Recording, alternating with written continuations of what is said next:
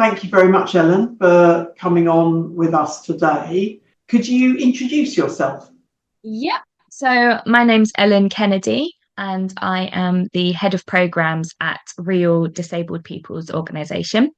So Real is a user-led organisation that is based in Tower Hamlets, and we are pan disability. So we work with anybody who identifies as disabled under the social model of disability. And we primarily provide advice, advocacy, and engagement services for disabled people across the borough. Okay, fantastic. And can you tell me what the connection is between Real and Tower Hamlets Borough Council? Yeah. So Real holds the contract as strategic co-production partners with Tower Hamlets Council. So anytime there is a need to engage with disabled people, or do some co-produced work with disabled people in the borough, Real holds the contract to do that work. Okay, fab. And so you've had, it sounds like, many experiences which have been positive and not so positive around co-production, working with the local authority in different areas. But you're going to talk to us a little bit about something that did have a really positive outcome in the end. Yes. So I'm going to talk to you about the hostels recommissioning work that Real co-produced alongside Tower Hamlets. Okay, fab. And how did you sort of hear about the need for engagement with this?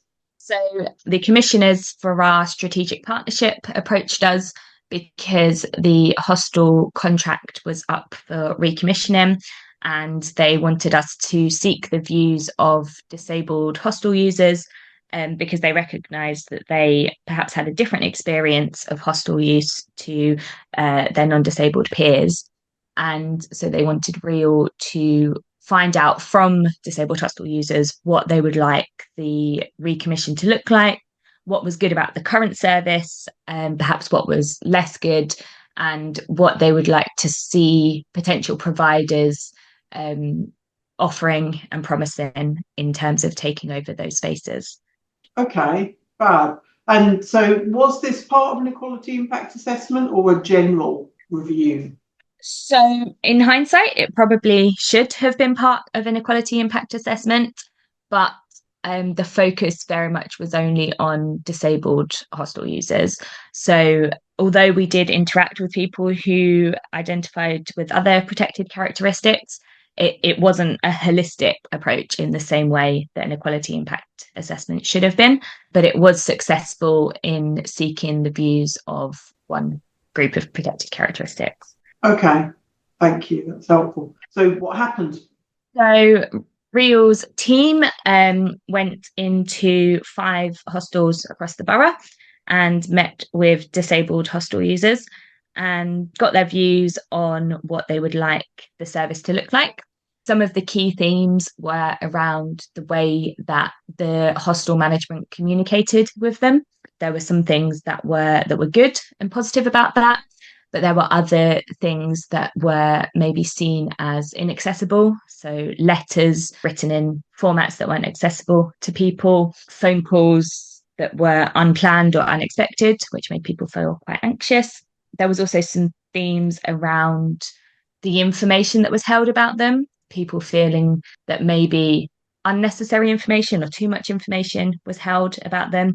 And also that the wrong information was held. So information that wasn't important was being held, but information about, again, the way they liked to be communicated with, for example, wasn't being considered.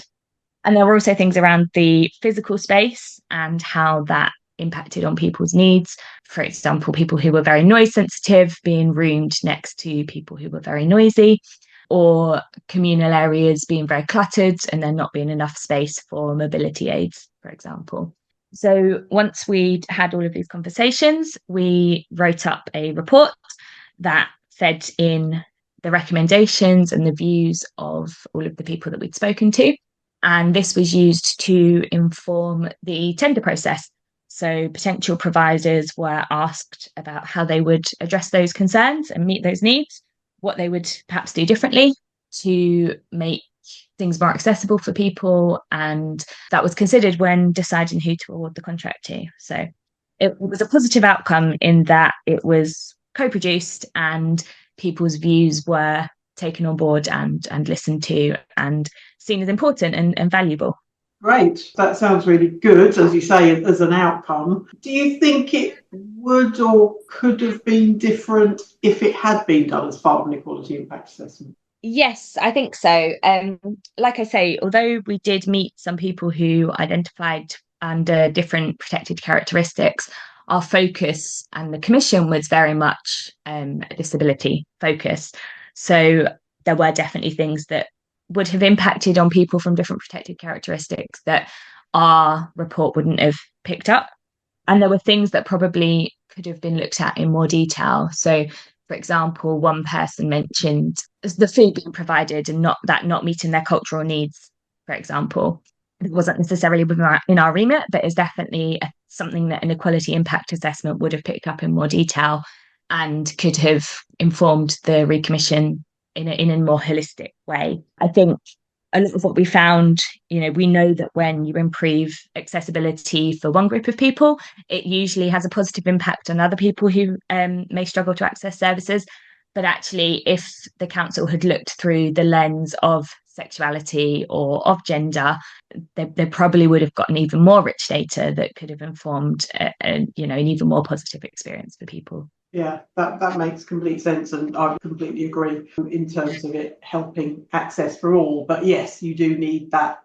How did you just put it? Yeah, holistic approach. And also, yeah, looking at all the different areas, angles, and protected characteristics, and also this hopefully a sort of intersectional lens, which it feels like was actually what you brought in the end, because these other aspects, issues were coming up that wouldn't have if you were looking very strictly around disability. Yeah, definitely. I think because we're an intersectional organisation, our team did capture some of those things that weren't strictly related to disability, but that was more through chance and skill of our team than it was through the actual ask or the actual contract or commission as to what we were asked to provide. And improving access for people shouldn't be done on luck, really. It should be a thought out process, whether that be Real or another organisation or other groups of organisations that had the expertise in interacting with different client groups. It could have been an even better process. We know that disability as a broad term impacts people in very different ways. We know that disabled women, for example, have a different experience to disabled men. And so we did look at it in that lens, that for it to have been a true equality impact assessment, it should have had that focus for people to be asked about their experiences under that characteristic or those characteristics. Thank you. So in terms of suggestions or advice for the local authority? So I think it's great that they are aware of how important co-production is. And I think it's great that they followed through with the co-production. It didn't feel tokenistic. It felt like the views of people were taken into account in the end result. So they should carry on doing that.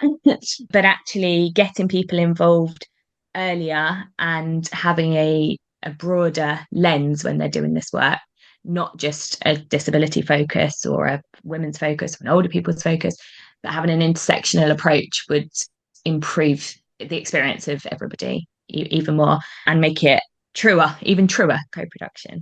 Fully agree. That's brilliant and brilliantly put. I'd just like to say thank you very much for your time and expertise on this. Thank you for including us. Thank you.